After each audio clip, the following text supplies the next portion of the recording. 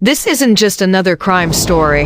It's a nightmare that turned into a shocking twist no one saw coming. So before we dive in, make sure to subscribe and turn on notifications, because the ending of this one will mess with your mind.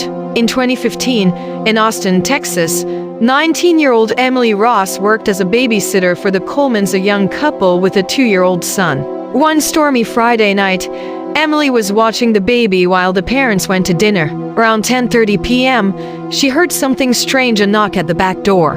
She ignored it at first, thinking it was just the wind. But then, she heard a voice low and raspy whispering her name. "Emily, I know you're in there."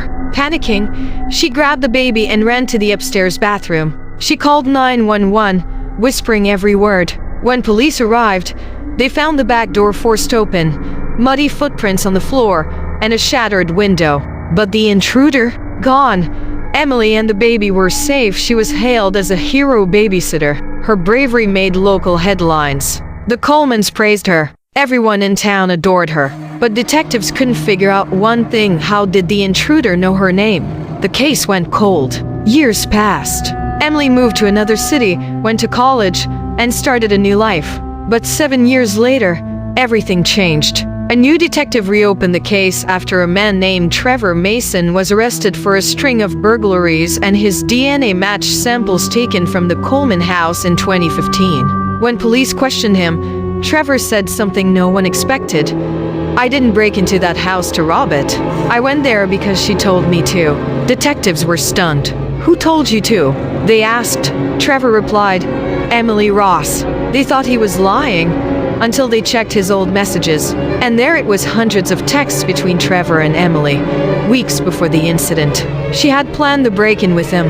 But why?